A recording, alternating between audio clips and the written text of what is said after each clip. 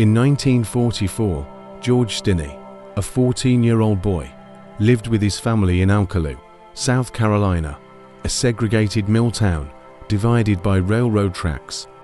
He was 5 feet 1 inch tall, weighed around 90 to 95 pounds, and lived in company housing provided by the sawmill where his father worked. His household included his parents, George Sr. and Aimee, and his siblings, Charles 12, Catherine 10, and Aimee 7. Alcolu reflected the racial segregation of the era, with separate schools, churches, and limited interaction between white and black residents. On March 23, 1944, in Alcolu, South Carolina, the bodies of 2 young girls, June Binnicker, age 11, and Mary Emma Thames, age 7, were found in a ditch at the African American side of town and are failing to return home the night before. The girls were last seen riding their bicycles looking for flowers. As they passed the Stinneys' property, they had asked Stinney and his sister, Aimee, if they knew where to find maypops, a local name for passion flowers. According to Aimee, she was with Stinney at the time the police later established the murders occurred. According to an article reported by the wire services on March 24, 1944, the sheriff announced the arrest of George Junius and stated that the boy had confessed and led officers to a hidden piece of iron. Stinney and his older brother, John, were initially suspects.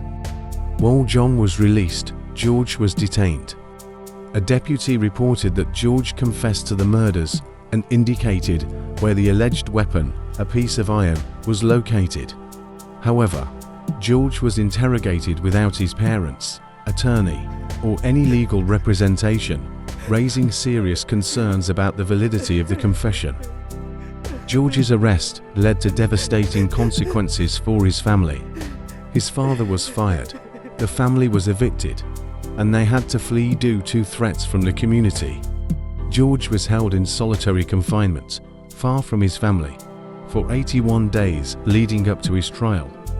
George's trial was brief and lacked proper defense. At just 14, he was convicted and sentenced to death. His family was not allowed to see him after his arrest or during the trial. Years later, a former teacher claimed George had a violent past, but his sister disputed this, stating the teacher was paid to spread falsehoods.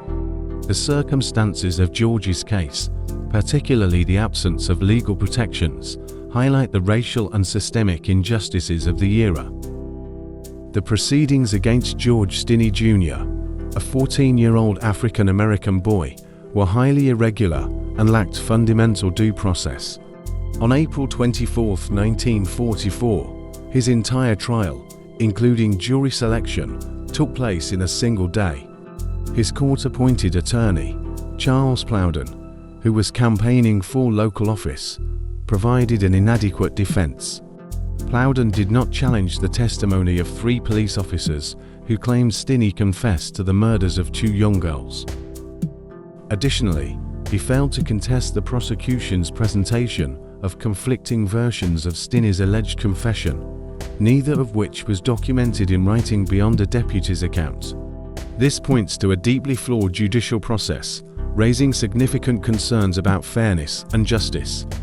The trial presentation lasted 2.5 hours. More than 1,000 white Americans crowded the courtroom, but no black Americans were allowed. As was typical at the time, Stinney was tried before an all-white jury. In 1944, most African Americans in the South were disenfranchised, and therefore not present on the rolls of those available to serve on juries. After deliberating for less than 10 minutes, the jury found Stinney guilty of murder. Judge Philip H. Stoll sentenced Stinney to death by electrocution. There is no transcript of the trial, and no appeal was filed by Stinney's counsel. George Stinney Jr. was executed on Friday, June 16, 1944, at 7:30 a.m. in the electric chair. Due to his small size, a Bible was used as a booster seat for him. Stinney was restrained in the chair, and when asked if he had any last words, he simply shook his head and said, "No, sir." As the execution began, an officer placed a strap over Stinney's mouth, causing him to cry. A mask was placed over his face, but it didn't fit properly, and tears were visible as the electricity was applied, ultimately revealing his emotional distress. In 2004, historian George Frierson began investigating the case of George Stinney, a 14-year-old executed in 1944, after reading a newspaper article about it. Frierson's efforts, along with the support of South Carolina lawyers Steve McKenzie and Matt Burgess, attorney Ray Brown, and others, led to new evidence suggesting Stinney's innocence.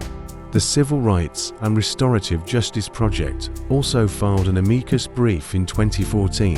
McKenzie and Burgess filed a motion for a new trial in 2013, arguing that Stinney had been wrongfully convicted based on a coerced confession and lack of evidence.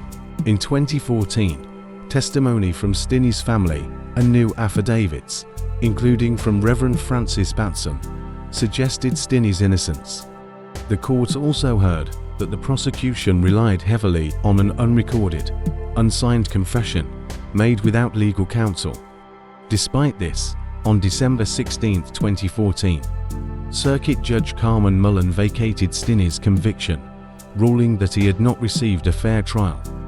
She cited violations of his Sixth Amendment rights, noting that his confession was likely coerced, and the execution of a 14-year-old violated protections against cruel and unusual punishment.